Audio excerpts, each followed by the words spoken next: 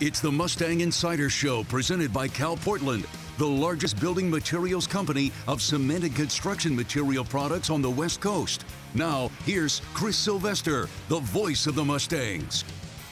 Welcome to another edition of the Mustang Insider. This week's guest is the reigning Big West Offensive Player of the Week and the Mechanics Bank Student Athlete of the Week, Camille Lafaix of Cal Poly Women's Soccer. We're going to chat with her in just a moment, but before we get started on the Mustang Insider presented by Cal Portland and powered by Learfield, I want to tell you about our friends at AM Sun Solar. If you're worried about rising PG&E rates, go solar, pay less on your monthly bills.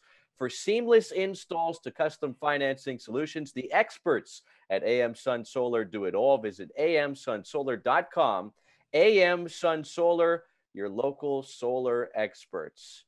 Speaking of a team that is using the sunshine in a positive way, or at least they did in their last match. I tried to bridge the gap there as best I could, Camille, but you guys are fresh off a 5-0 win at home. It was the last non-conference home game, 5-0 over San Jose State this past weekend. You scored in that game. You assisted on a goal in that game. It was probably the best all-around performance this team has had all year, and that's got to be a great sign heading into conference play.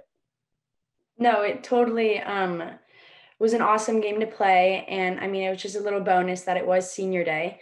So I'm sure that there was a lot of passion and emotion out there on the field. And clearly it showed with the result we were able to get at the end of the day. Yeah, you are the Big West Offensive Player of the Week. This is after you earned all Big West freshman honors back in 2019. You scored against Gonzaga. That was a close 2-1 loss against a really good team. When you look at the record, 4-4 through the first 8 contests of 2021, you played very well against some really good teams. Stanford came in here, a ranked bunch to open the season. St. Mary's, another team you kind of went down to the wire with. They've had a nice season. Air Force on the road, that's tough to play up there at that elevation. You were able to get a win in Colorado against Colorado College. So how would you assess the way this team has performed 8 contests into 2021 against many of these teams that just played in the spring or maybe even played last fall?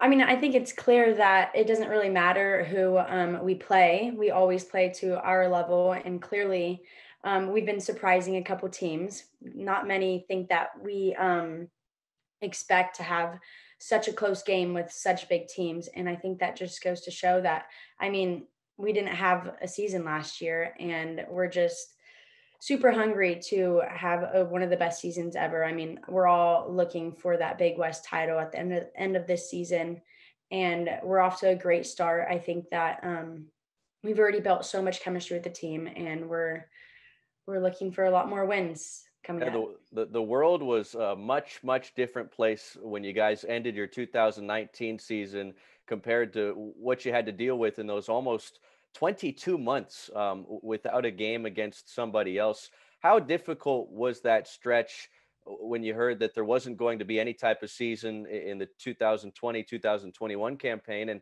And how did you guys kind of have to master patience a little bit during that long layover in between seasons? I mean, we definitely got impatient. I will say that there was a lot of frustrating times last year. Just it was such a bummer seeing that a lot of other conferences were able to play, and the Big West, unfortunately, the season got canceled. But Cal Poly was fortunate enough to be on campus, and our team was able to play, obviously with extremely restricted regulations. But now, having not a season last year, having no season last year, coming into this season, we're just like tons of little birdies stuck in a cage, ready to fly.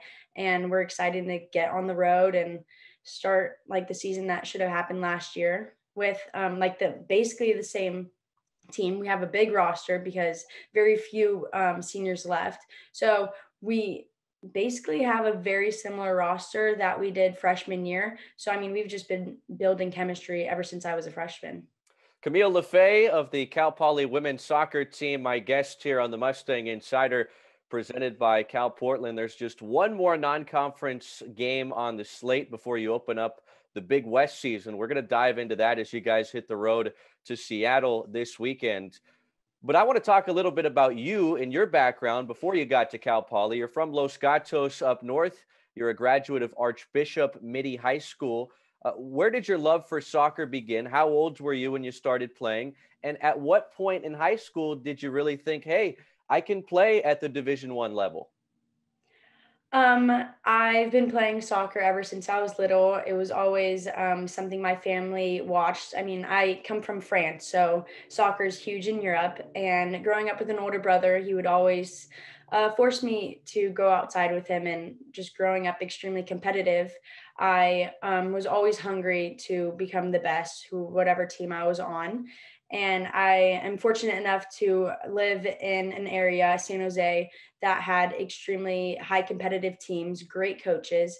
So I was surrounded by great players who only made me reach my full potential and continue reaching my peak in high school. And I think it was around, I mean, maybe even middle school, I knew that I wanted to play in college. And so committing my sophomore year of high school to a Division I program was um, the biggest goal that I've ever achieved so far.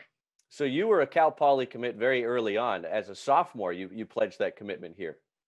Yeah, I mean, before the rules changed, Cal Poly, I mean, no, women's soccer just in general would recruit extremely earlier than most sports. So, I mean, I was 13, 14 already looking at where I wanted to go to college. And I was lucky enough to commit at an early enough time to get my spot on the roster. So you heard from Cal Poly early in high school. Where were some other places that were vying for your services? And why did you pick Cal Poly? Why was Cal Poly the number one destination for you? I mean, it was definitely a huge decision to make at such a young age. I mean, I was talking about my future, what I wanted to do later on, what major, and I was definitely deciding between a lot of schools in California. But when I showed up here for my official visit and talked to the coaches, I just was able to tell that there was something different about this team. I think that even till this day, I can tell that there's a difference in the team culture in comparing to other colleges. I mean, I grew up playing with a lot of players that now play at different colleges.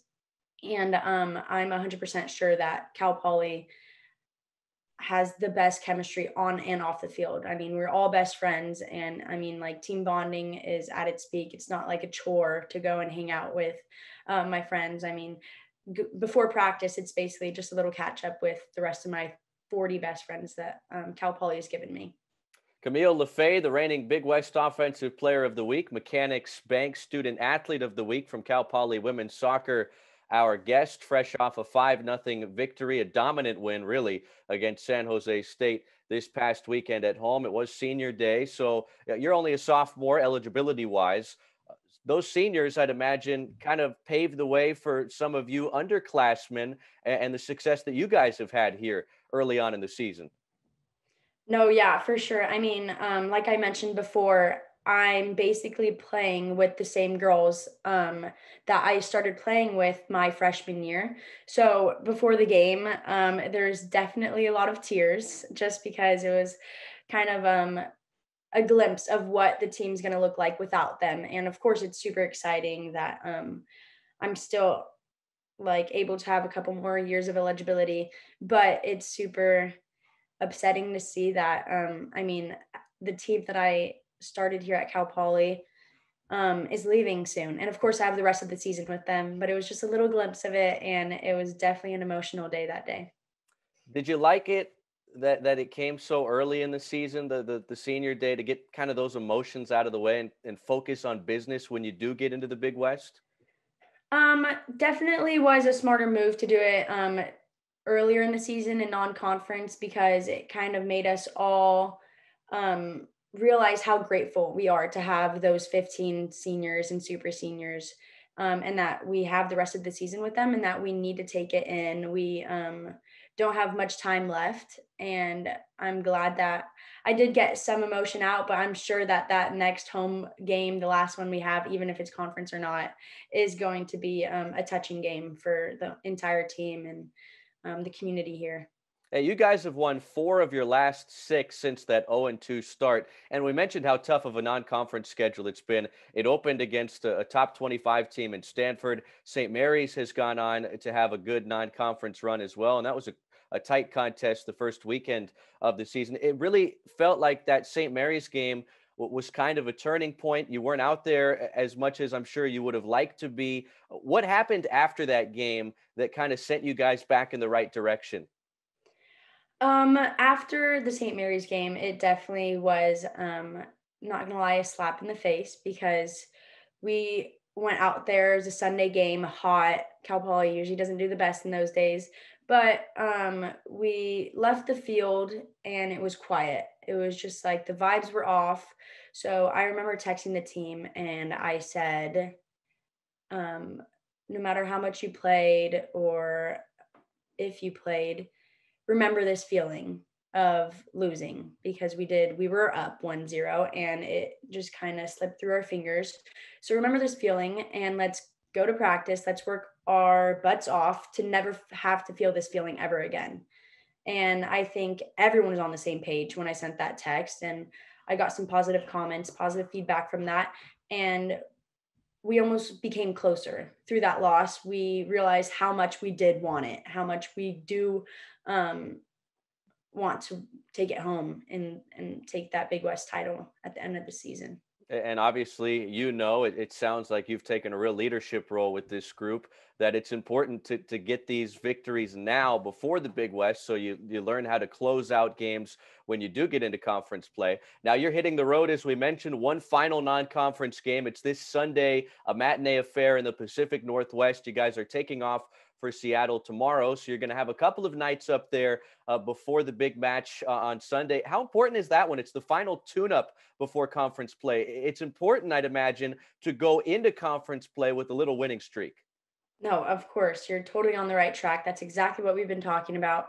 I mean, I think having a win under a belt right now, a one streak win, if we are able to take that next win against Seattle U, I think we'll have such a strong momentum and it'll be clear to send a really strong message to our future opponents in our own conference. By the way, Seattle has gotten off to a hot start here this year. They're 5-1-1. They've got UW coming to their place tonight, and then they've got you guys before they open up conference play in the Western Athletic Conference. What's the prep been like getting ready for Seattle, and what's made them so good out of the gate, winning 5 of their first 7?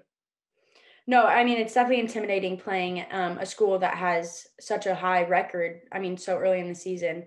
But I mean, it's always kind of fun being the underdog, and you always have absolutely nothing to lose. So, I mean, this entire week we've been training hard, trying out new players because I mean, we do have a pretty big roster. So, I mean, every travel roster, it will change because, I mean, whether it's injuries or Alex Crozier's trying out some new players, it's super exciting to have such a versatile team. I mean, we have so many players, we have such good chemistry. And so if we're able to just dominate with our high energy on Sunday, I think we're going to set ourselves up really well coming into conference.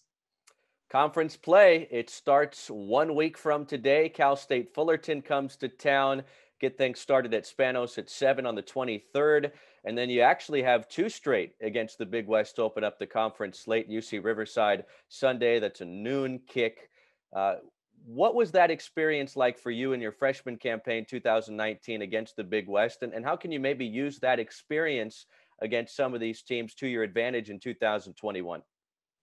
I remember my freshman year playing in conference, and we had previously been notified about the way the coaches had ranked each team. And by the end of conference, it was clear to see that the coaches had totally predicted incorrectly. So I think that goes to show that every single season changes. That's what's so cool about this conference. The Big West is so competitive that you never know whether a team that did poorly last year is going to completely kill it the following year. So no matter who we're playing, I think that we need to play to our level. We can't think that we're going to dominate a team. We can't expect to lose against a team. We just have to go out there, give it our all, and hopefully take it home. Camille Lafaix, our Mustang Insider guest this week. Hey, congratulations on all the early season success. San Luis Obispo might be behind me right now, but they are behind you guys in the Mustangs as you head to Seattle for your final non-conference game, and we're really looking forward to seeing what you guys can do when Big West play begins. Thanks so much for your time. Thank you so much. All right, friendly reminder, this podcast brought to you by Dignity Health, offering all-star treatment you can trust. To learn more about healthcare services, visit dignityhealth.org/Central Coast. It's a beautiful day on the Central Coast every day, even when this picture was taken with the clouds behind it. Cal Poly football, it's going to be their first home game with fans since 2019, their first home game with fans under Bo Baldwin. If you haven't made Saturday night plans yet, we hope to see you out at Spanos Stadium. Be sure to wear black if you do make it out to the game. Mustangs are going to wear black. They want everybody to wear black. Make it kind of a blackout game. And send the Mustangs, who are also playing their last non-conference game on the gridiron, into winning ways before Big Sky play begins in Montana against the top 5 team next week. GoPoly.com. There are still some tickets available. Be part of a great college football Saturday atmosphere here on the Central Coast. That does it for this week's edition of the Mustang Insider. We'll see you next time, powered by Learfield. This has been the Mustang Insider Show, presented by Cal Portland, with a commitment to environmental leadership that has made the organization stronger and is the primary choice of contractors. The Mustang Insider Show. The preceding has been a Learfield's presentation on the Cal Poly Sports Network.